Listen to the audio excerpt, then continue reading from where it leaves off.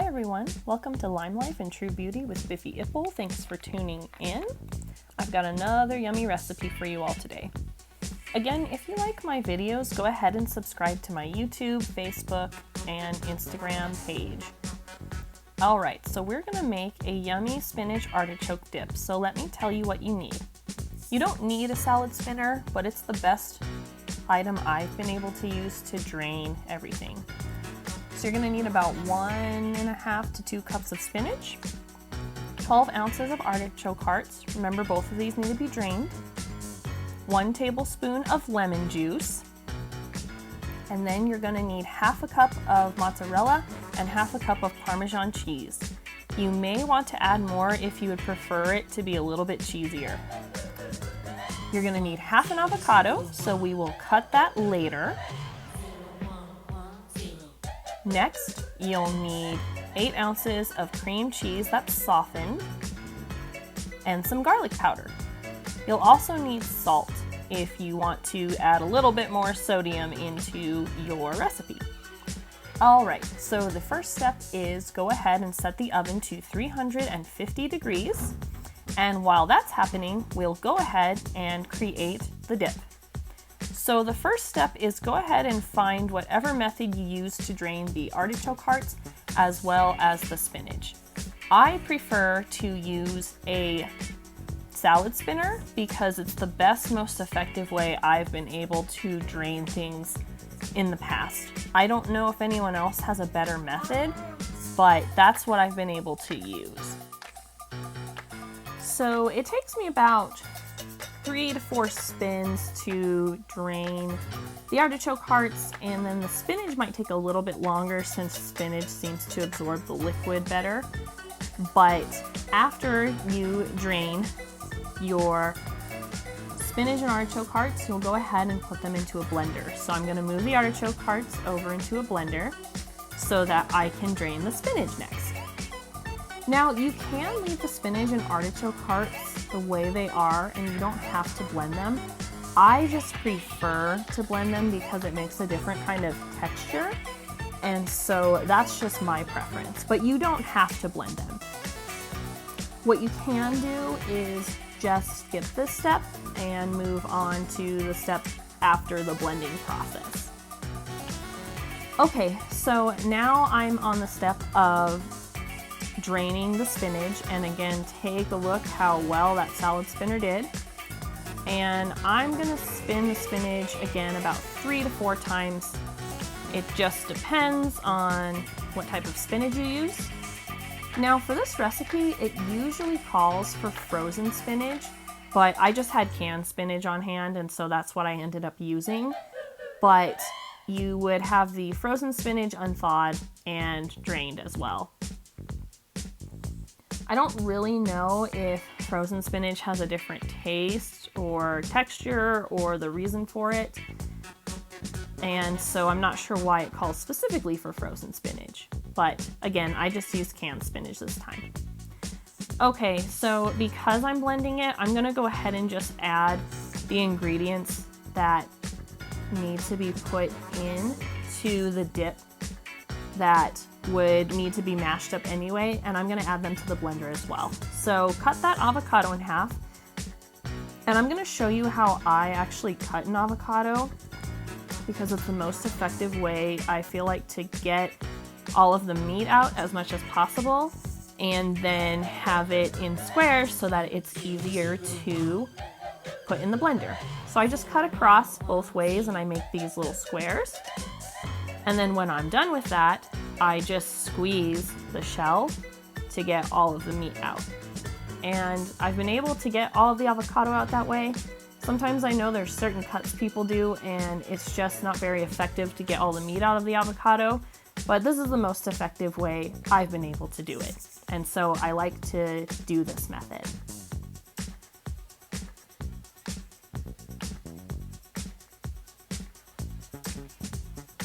So next, what I'm gonna do is I'm gonna add a tablespoon of lemon juice in there, just so there is a little bit of liquid in there to help blend everything together. And it'll make the process hopefully a little bit easier. All right, So it's time to blend everything. I'll go ahead and plug in the blender. And as you guys saw from my shepherd's pie video last week, I love the blending process, so this was very therapeutic for me. So this spinach artichoke dip is a hot one that's fresh from the oven, and that's the best way to eat it. I'm sure you can eat it cold and that's fine too. However, with all of the cheese in it, it just tastes better hot. My sister makes a really good spinach artichoke dip, but it's served cold.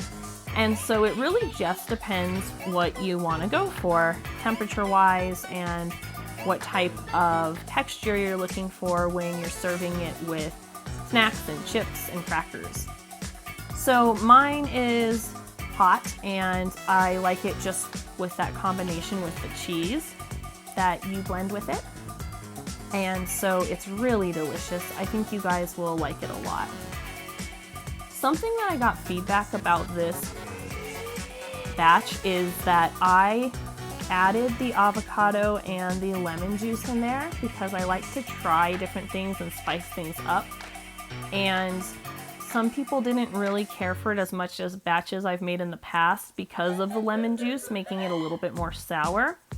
And another feedback that I got is that it needed more cheese because it tasted a little bit more on the healthy side. So again, it just depends who you're making it for. I personally loved it, and I thought the amount of cheese was just fine. But you might have some people who want more cheese, so instead of that half a cup of mozzarella and Parmesan, you might need to add a little bit more if that's your preference. All right, so after blending, I'm gonna go ahead and take a little tomato break. These are fresh from our garden, and our tomato plants are flourishing. Every day we just basically harvest more and more tomatoes. Okay, so now what you're gonna do is I got a pan that's about the size for a loaf of bread, and make sure that you put oil or butter or grease it up however you like to. And we're gonna be on the easy step of just blending everything together. So I'll take out that spinach artichoke mix and add it into the pan. And then I'll go ahead and add all of the rest of the ingredients together. And then all we need to do is pop it into the oven. So as you can see, we had a lot of traffic today happening into the kitchen. And so that's why we're all just having fun and being goofy and all that fun stuff. It really helps pass the time when you cook with someone else, or when you have people to chat with, or listen to a podcast or music. Which, by the way, do you all have any podcast recommendations? My husband and I have been listening to one called Forgotten, The Women of Juarez, and it is really good, but viewer discretion is advised for it, as it is very graphic and violent because it is about missing women.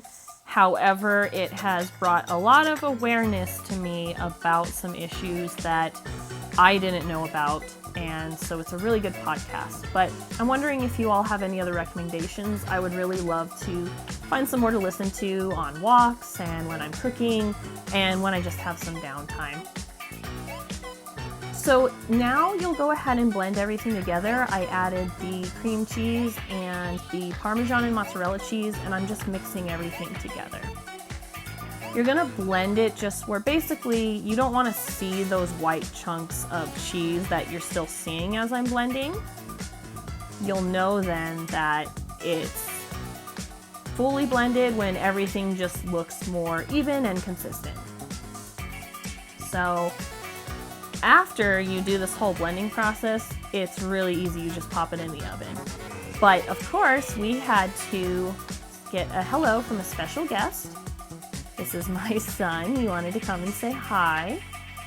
He's 3, and he is just very, very sweet.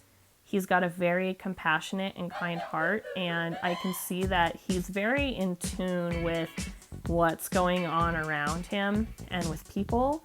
And so as his mom, I'm trying to find the best way to channel that along with his very energetic energy. So last but not least, go ahead and add the garlic powder and the salt if you're putting that in. I just avoid salt if I can because my dad has a diet where he just needs to have low sodium, so I try to avoid it if I can. But again, the salt may have been an issue for me, which is why I got feedback maybe about it being so sour. So maybe adding some salt might help with that issue with the lemon juice. Okay, so now that everything's blended, I'm gonna go ahead and pop it in the oven. And go ahead and set it for about 20 minutes, and you're just gonna wanna make sure everything is cooked and the cheese looks melted, and that's when you know it's done. So if you need to add more time, go ahead and do so. Mine was ready in 20 minutes, so that was great. So I'm going to show you all what the finished product is, but again, I want to thank you all for tuning in.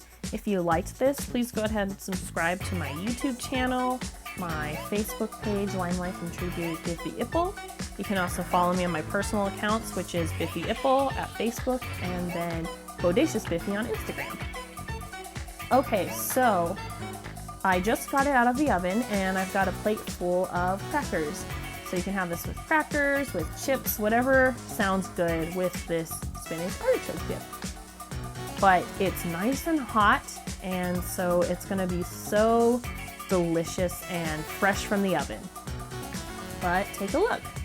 This is the finished product, and this is me as a taste tester. Cheers to you all. It was so delicious, and I thought it had the right amount of cheese, but again, it depends who you're cooking for, right?